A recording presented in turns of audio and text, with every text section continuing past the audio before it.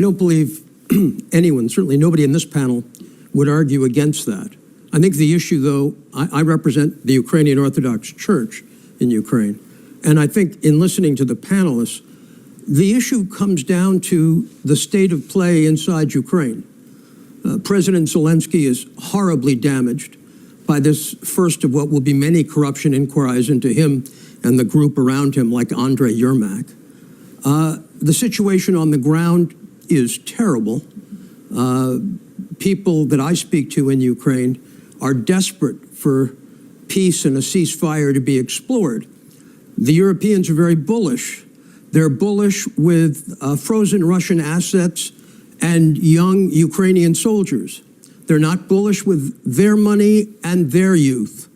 And I think President Trump should be praised for trying to put together a plan. I think I agree with a lot of what's been said about the problems with the plan, but we're talking about peace for one of the first times, thanks to President Trump coming to office. Whatever may be the boasts he made, peace is now being explored. And the reality on the ground in Ukraine is terrible. They are kidnapping people off the streets to try to get them on the front lines. The faith in the government is broken. The police are now, and the army, and all of the facets of Ukrainian society are now run like a typical one-party state. This is no emblem of democracy that exists in Ukraine. And when I hear commentators talk about Ukraine, it is almost a European fantasy world. Let's look at the reality, the hundreds and hundreds of thousands of dead. And let's all agree we're unhappy. The Russians are unhappy, the Ukrainians are unhappy, but to the extent people are talking peace, that is a net plus. And to the extent we start to deal with the reality of a corrupt mess of a leadership in Ukraine, a guy in Zelensky who's been sanctified and whose best friend and business partner has now fled because of corruption charges, we need to try to deal with the reality on the ground. And I think that's being missed by the Ukrainians. Because whatever money, whatever assets, whatever arms we want to give Ukraine, they need the people to fight.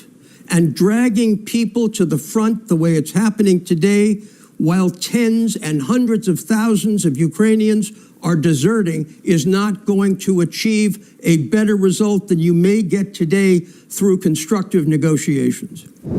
Let me tell you this, Bill. My position's completely consistent. I'm not here saying a word or disagreeing with you about Russia.